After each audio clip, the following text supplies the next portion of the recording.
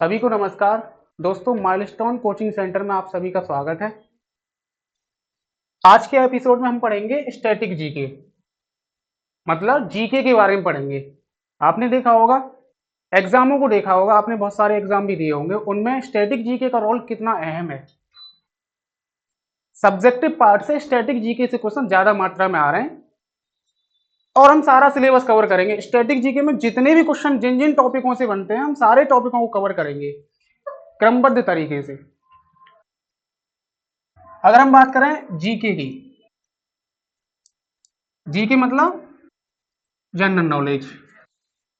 GK का मतलब होता है बेटा जनरल नॉलेज, और ये आपके एग्जाम के लिए बहुत इंपॉर्टेंट है। पूरे फोकस के साथ पढ़ना है आपको और कॉपी पेन लेके बैठना है।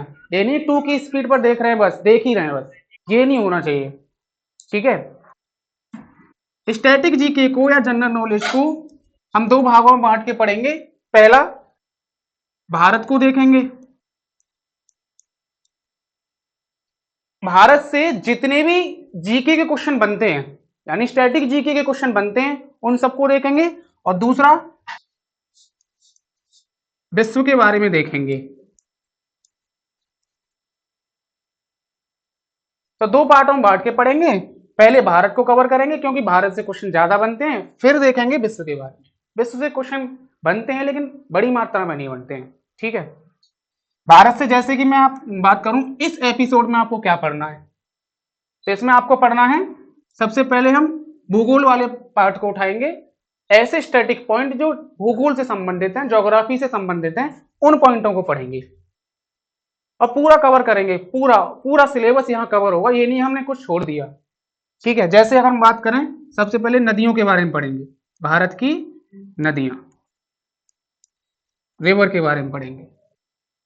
ठीक है। तो आज का हमारा टॉपिक रहेगा भारत की नदियां। उत्तर भारत की नदियों को पहले कवर करेंगे, फिर दक्षिण भारत की नदियों को भी पढ़ेंगे। यानी नदियों से जितने भी पॉइंट आपके बनते हैं, सारी नदियों को कवर करेंगे।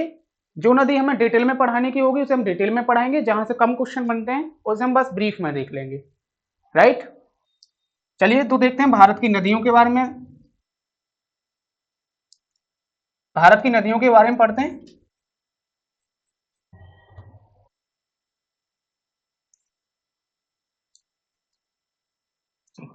तो अब पढ़ेंगे भारत की नदियां।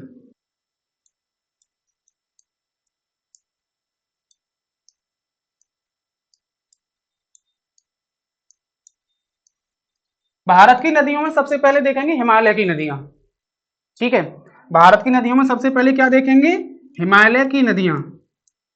ऐसी नदियां जो हिमालय से आती हैं, हिमालय से संबंधित नदियां। ठीक है। हिमालय से संबंधित नदियों में, अच्छा एक क्वेश्चन आता है कि भाई कितनी नदियां हिमालय से संबंधित है, कितनी नदियां आपकी हिमालय से संबंधित है। तो हिमालय से संबंधित नदियां हैं आपकी तीन। कितनी है? तीन। एक, दो और तीन। तो आप काउंटिंग याद रखेंगे पहली बात। तो हिमालय से भारत में कुल कितनी नदियां बहती हुई आती हैं? तीन नदियां।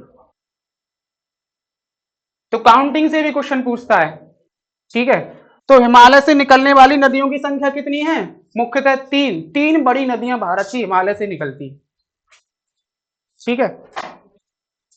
उनमें सबसे मुख्य नदी कौन सी है?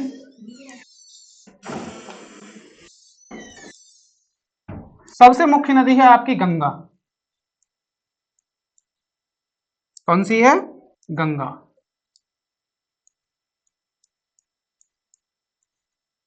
दूसरी कौन सी है? ब्रह्मपुत्र। तीसरी कौन सी है? सिंधु। सिंधु। तो हिमालय से निकलने वाली नदियों की संख्या कितनी है? तीन। पहली नदी कौन सी है? सब मुख्य नदी देखें तो गंगा है आपकी जो हिमालय से निकलती है, ब्रह्मपुत्र आपकी हिमालय की तरफ से आती है, और सिंधु आती है। तो सबसे पहले किस नदी को देखने वाले हैं? गंगा को। ठीक है। तो अब क्या पढ़ेंगे हम? गंगा नदी के बारे में पढ़ेंगे। ठीक है।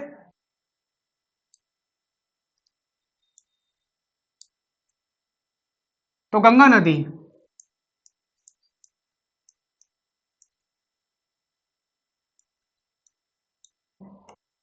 गंगा नदी को हम दो पार्टों में बांट के पढ़ेंगे। कितने पार्टों में बांट के पढ़ेंगे? दो पार्टों में। पहले पार्ट में देखेंगे कि भाई गंगा नदी का उद्गम कैसे हुआ है। पहले पार्ट में क्या देखेंगे? गंगा नदी का उद्गम कैसे हुआ है। तो यानी हम गंगा नदी को दो पार्टों में पढ़ने वाले हैं। पहला, भाई गंगा नदी का निर्माण कैसे हुआ है, उद्गम कैसे हुआ है, कैसे गंगा नदी गंगा कहलाई, ये सारी चीजें। फिर इसका मुख्य भाग देखेंगे, मुख्य भाग एक पार्ट और देखेंगे। फिर लास्ट में इसकी डिस्कवरी देखेंगे हम। क्या देखेंगे? डिस्कवरी। यानी इसके बारे में डिस्कवरी के बारे में पढ़ेंगे, डिस्कवरी देखेंगे। ये हमारा लास्ट का पार्ट रहेगा। यानी डिस्कवरी मतलब जैसे कि कितने राज्यों में इसका अपवाह है, प्रवाह कितने राज्यों में है, ठीक है। सुंदरबन के डेल्टा के बारे में पढ़ेंगे। इसके अलावा कौन कौन सी योजनाएं गंगा नदी से संबंधित हैं। इसके अलावा गंगा नदी की सहायक नदियों के बीच में जो दोआब बनता है, उस दोआब को किस विशेष नाम से जाना जाता है, ये वाली बात हम देखेंगे। तो ये हम डिस्कवरी में देखेंगे, ठीक है।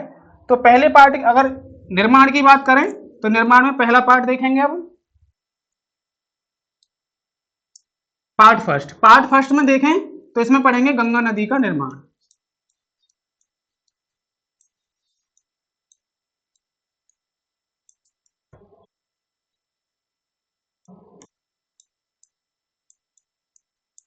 गंगा नदी का निर्माण।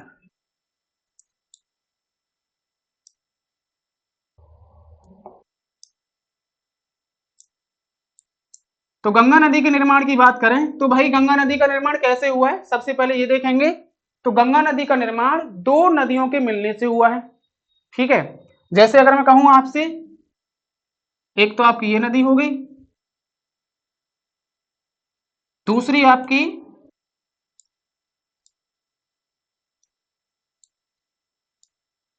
ये वाली नदी हो गई,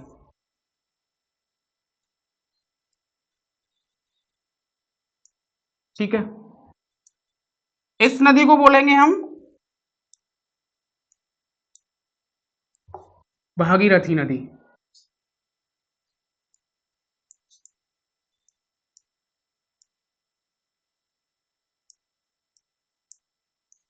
ये वाली जो नदी आ रही है इसे बोलेंगे हम अलकनंदा नदी।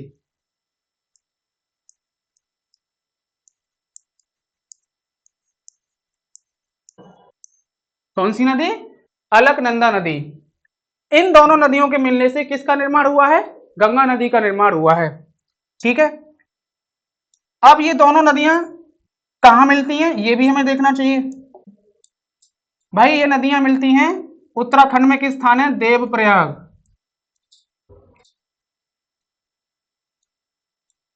कौन सा प्रयाग? देवप्रयाग। देवप्रयाग को देवों की भूमि कहा जाता है। और ये कहां पड़ता है बेटा? ये पड़ता है यूके, मतलब उत्तराखंड में। यूनाइटेड किंगडम नहीं है, यह है उत्तराखंड, अपना उत्तराखंड। तो देवप्रयाग में ये दोनों नदियां मिलती हैं। कौन सी दो नदियां? एक तो आपकी अलकनंदा नदी और दूसरी आपकी भागीरथी नदी। और दोनों मिलकर के किसका निर्माण करती हैं? तो दोनों मिलकर बेटा ये करती हैं आपकी गंगा नदी का निर्माण। किसका निर्माण करती हैं? गंगा नदी का निर्माण करती है। यहां से गंगा नदी का निर्माण होता है,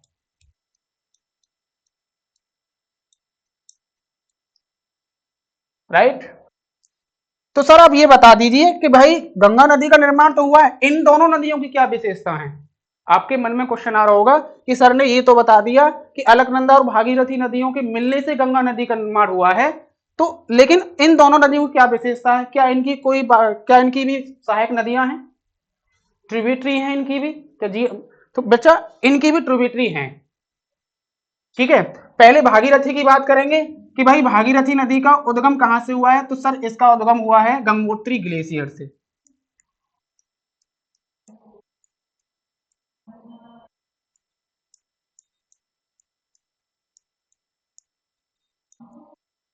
ग्लेशियर से।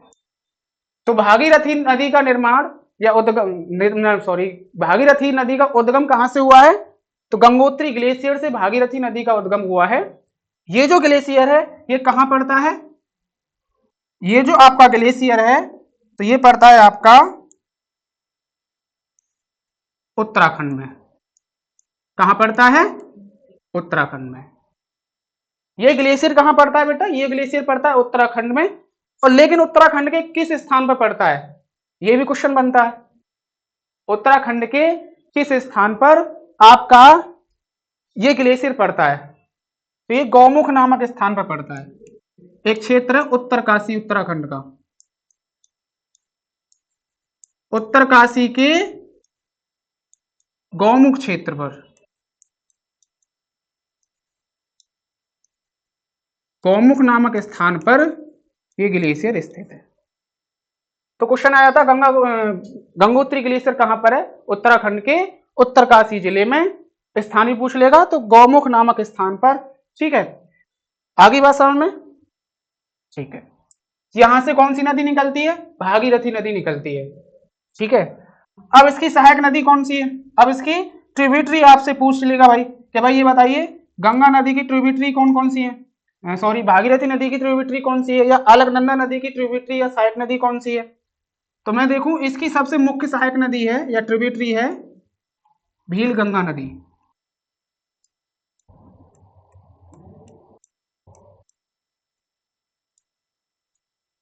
कौन सी नदी? भील गंगा नदी या भीलंगना नदी, इसे भीलंगना नदी भी कह देते हैं। तो भील गंगा या भीलंगना नदी किसकी सहायक नदी है? तो आप बता देंगे सर ये तो भागीरथी नदी की सहायक नदी है। सर इसकी क्या विशेषता है, या फिर ये नदी कहां मिलती है भागीरथी से? तो बेटा ये मिलती है, ये नदी मिलती है उत्तराखंड के गणेश प्रयाग नामक स्थान पर। उत्तराखंड में किस स्थान है? गणेश प्रयाग। उत्तराखंड के गणेश प्रयाग नामक स्थान पर भागीरथी नदी से कौन सी नदी मिलती है? भील गंगा नदी या भीलंगना नदी। ठीक है, तो सर अब ये बता दीजिए यहां पर कुछ और भी है। बिल्कुल बेटा, यहां पर एक डैम बना हुआ है, इन दोनों नदियों के संगम पर एक डैम बना हुआ है। क्या बना हुआ है? एक डैम बना हुआ है। कौन सा डैम है? टिहरी बांध।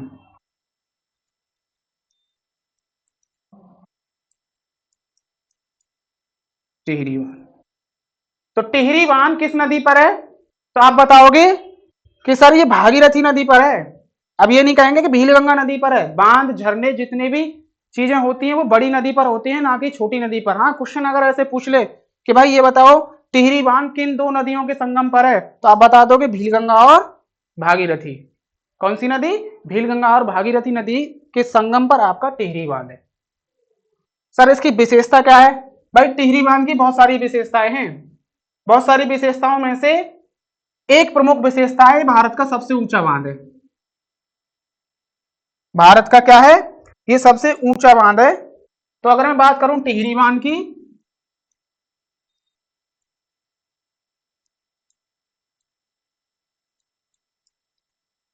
टिहरी बांध, टिहरी बांध क्या है? भारत का सबसे ऊंचा बांध है भाई। पहला पॉइंट भाई, टिहरी बांध भारत का सबसे ऊंचा बांध है।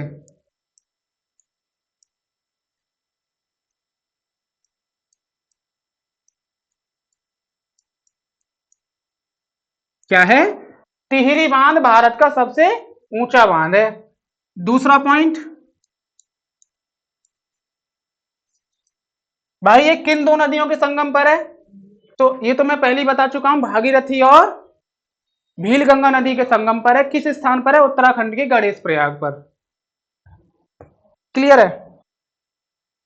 एक क्वेश्चन और आता है, संबंधित आंदोलन कौन सा है? टिहरी बांध से संबंधित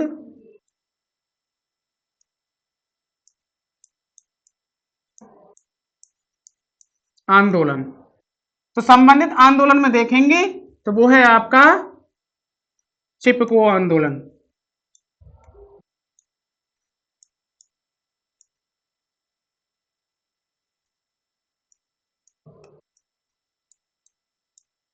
कौन सा आंदोलन? चिपको आंदोलन। चिपको आंदोलन मुख्यतः किससे संबंधित था? एक क्वेश्चन और पूछ लेता है कि भाई ये बताओ, चिपको आंदोलन किससे संबंधित था? तो चिपको आंदोलन आपकी वृक्षों की कटाई से संबंधित था।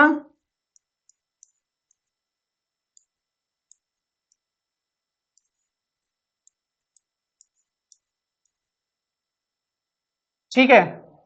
दूसरा, इसके लीडर कौन थे या नेतृत्वकर्ता कौन थे इसके?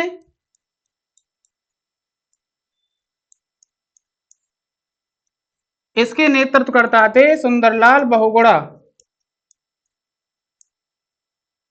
कौन थे?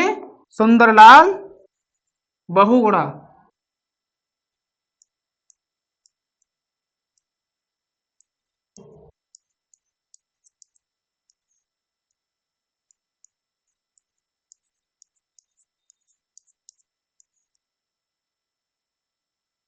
क्लियर है बात? ठीक है। अब नोट डाल के एक पॉइंट और लिखना है, क्योंकि कंफ्यूजन हमें हमेशा रहता है बुकों में भी। कभी कभार जो जीएस की या जनरल स्टडी की जो बुक्स आती हैं उनमें भी कभी कभार एरर आ जाता है, उसको भी क्लियर कर लेते हैं कि भाई सर भारत का सबसे ऊंचा बांध है टिहरी बांध, लेकिन सबसे अधिक ऊंचाई पर स्थित ऊंचा बांध कौन सा है? ये भी आपसे क्वेश्चन पूछ सकता है। तो नोट में आप लिखेंगे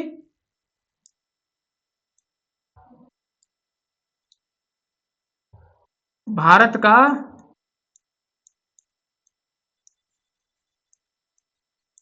सबसे अधिक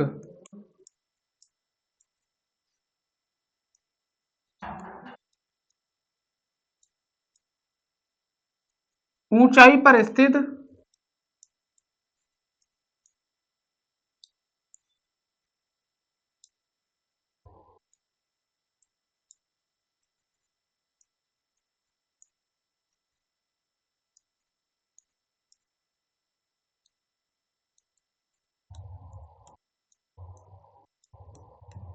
बांध कौन सा है?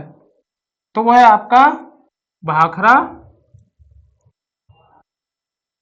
भाखड़ा नांगल बांध।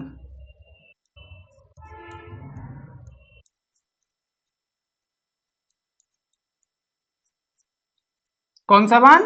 भाखड़ा नागल बांध। भाई इसकी जो हाइट है ना, अभी मैं कंफ्यूजन दूर कर देता हूँ। टिहरी बांध की जो हाइट है वो है लगभग 260 मीटर, इसकी 226 मीटर है।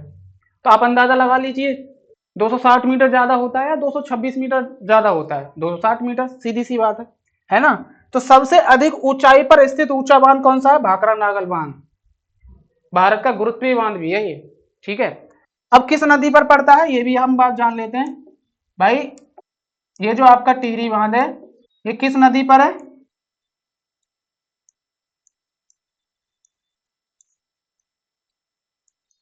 सतलज नदी पर। कौन सी नदी? सतलज नदी। सतलज नदी, सतलज नदी पर कहां पर है भाई? तो सतलज नदी पर है ये पंजाब में। परेशान होने की जरूरत नहीं है, सतलज नदी को भी देखेंगे जब हम सिंधु पढ़ेंगे, तो सतलज नदी को भी पढ़ेंगे, सिंधु की 5 सहायक नदियों को पढ़ेंगे, और भी बहुत सारी नदियां हैं उसकी सहायक, उनको भी देखेंगे। ठीक है। तो भारत का सबसे ऊंचा बांध टिहरी बांध है, लेकिन सबसे अधिक ऊंचाई पर स्थित ऊंचा बांध भी आपका भाखड़ा नागल बांध है। डैम्स को भी हम बहुत अलग से देखेंगे, बहुउद्देशीय परियोजना वहां हम देखेंगे तो डैम को भी पढ़ लेंगे। स्टैटिक में हम सारी चीजें पढ़ेंगे, ये तो आप ब्रीफ में देखना है बस डैम को। ठीक है। क्योंकि हमें नदी पढ़ानी है, हमें डैम नहीं पढ़ाने। एक बार में एक ही चीज हो सकती है भाई। ठीक है। तो बात क्लियर हुई? ठीक है। तो वापस नदी पर आते हैं, तो टिहरी बांध से संबंधित पॉइंट मैंने आपको बताए, और भी हम जब टिहरी बांध परियोजना पढ़ेंगे वहां पढ़ लेंगे, और जो बचे कुछ पॉइंट है। ठीक है। तो भीलगंगा और भागीरथी नदी के संगम पर कौन सा डैम है? टिहरी बांध। और फाइनली देवप्रयाग में उत्तराखंड में ये किस नदी से मिलती है? ये मिलती है अलकनंदा नदी से। राइट।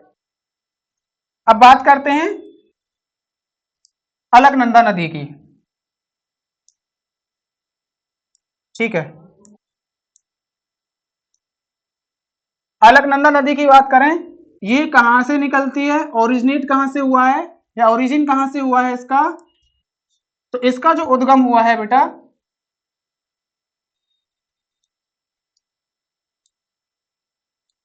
इसका जो उद्गम हुआ है वो हुआ है सतोपंथ हिमानी से।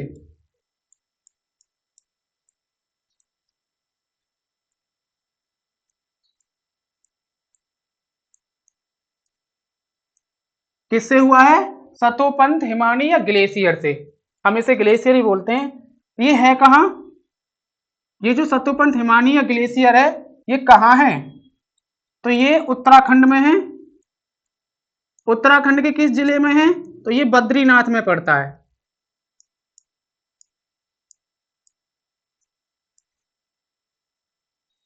बेटा बद्रीनाथ के बारे में पढ़ेंगे, शंकराचार्य के द्वारा जो स्थापित मठ हैं उनके बारे में अलग से पढ़ेंगे। स्टैटिक जीके के तौर पे जितने भी मठ हैं सबको पढ़ेंगे। जैन धर्म से संबंधित मठ हो गए, बौद्ध धर्म से संबंधित मठ हो गए। ठीक है। भक्ति आंदोलन में जो हमारे संत रहे हैं उन्होंने क्या क्या स्थापित किया, कौन कौन से मठ स्थापित हुए, तो हम ये बहुत डिटेल में अलग से पढ़ेंगे। कौन सा मठ किस दिशा का सूचक है, फिर मेले उत्सव बहुत बारीकी से पढ़ेंगे। तनाव लेने की जरूरत नहीं है। अभी केवल नदियों पे फोकस करना है हमें हमें अच्छे से नदियां पढ़नी है। तो यानी अलकनंदा नदी कहां से निकलती है, ओरिजिन कहां से हुआ है इसका, तो आप बता देंगे सर इसका ओरिजिन हुआ है सतोपंथ हिमानी से या ग्लेशियर से। ये ग्लेशियर कहां पड़ता है? ये ग्लेशियर पड़ता है उत्तराखंड में। उत्तराखंड के कहां पर पड़ता है? बद्रीनाथ। तो पहला क्वेश्चन ये है भाई, बद्रीनाथ किस नदी के तट पर है? बद्रीनाथ अलकनंदा नदी के तट पर है। सतोपंथ ग्लेशियर से कौन सी नदी निकलती है? तो सतोपंथ ग्लेशियर से निकलती है अलकनंदा नदी। और गंगोत्री ग्लेशियर से कौन सी नदी निकलती है? भागीरथी नदी। ठीक है। क्या सर अलकनंदा नदी की भी सहायक नदियां हैं? बिल्कुल बेटा, अलकनंदा नदी की भी सहायक नदियां हैं। कौन कौन सी सहायक नदियां हैं? अलकनंदा नदी की जो सहायक नदियां हैं, तो इसकी सहायक नदी देखें। पहली जो सहायक नदी है वो है धौली गंगा। कौन सी है? धौली गंगा।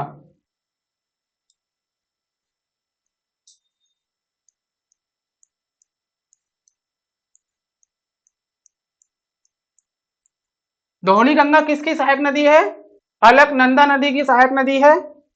और ये कहां पर मिलती है, किस क्षेत्र में ये मिलती है, ये भी आपको पता होना चाहिए। तो ये मिलती है आपके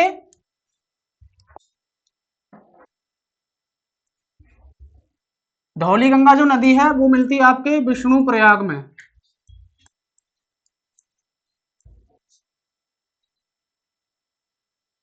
यह पूरी करूंगी विष्णु प्रयाग में।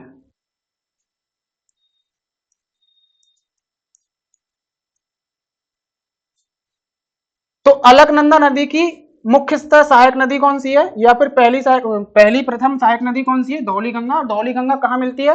विष्णु प्रयाग। भाई जितने भी प्रयाग हैं सबके सब उत्तराखंड में। ठीक है। तो ये भी उत्तराखंड में पड़ता है। सर दूसरी सहायक नदी कौन सी है? इसकी जो दूसरी सहायक नदी है,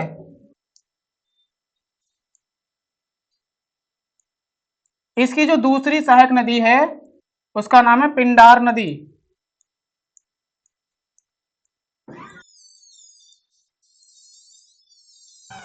अलकनंदा नदी की दूसरी सहायक नदी कौन सी है?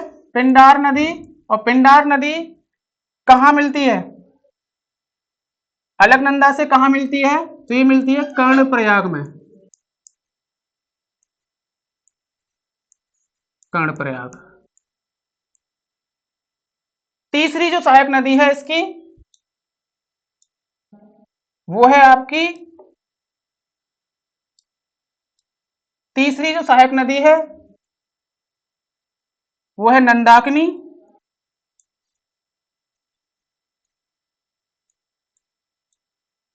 कौन सी है? नंदाकिनी। और नंदाकिनी कहां मिलती है? नंद प्रयाग में। नंद प्रयाग।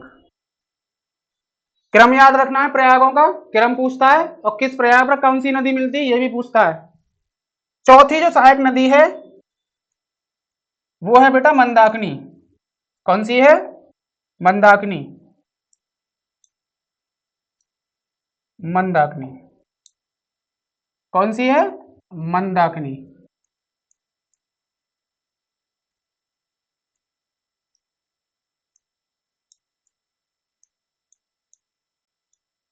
मंदाकिनी। मंदाकिनी की बात करें तो ये कहाँ मिलती है? सबसे पहली बात, ये मिलती कहाँ है? तो ये मिलती है रुद्रप्रयाग पर। कितने प्रयाग हो गए भाई? मुख्यतः देखें तो चार हैं। मुख्यतः देखें तो चार हैं। चार कौन कौन से? आपका विष्णु प्रयाग, कर्ण प्रयाग, नंद प्रयाग, रुद्र प्रयाग। ठीक है, ये मुख्यतः हैं, प्रमुख हैं। और भी हैं, जैसे गणेश प्रयाग भी एक प्रयाग है। ठीक है, तो यानी रुद्र प्रयाग पर कौन सी नदी मिलती है? मंदाकिनी। ये मंदाकिनी वही है जिसमें लगभग, मुझे ईयर कंफर्म नहीं है, भयंकर बाढ़ आई थी इसमें। ठीक है, तो एक क्वेश्चन और आता है भाई, मंदाकिनी नदी के तट पर कौन सा शहर स्थित है? तो मंदाकिनी नदी के तट पर कौन सा शहर स्थित है? तो केदारनाथ नगर मंदाकिनी नदी के तट पर स्थित है। कौन सा शहर? केदारनाथ शहर।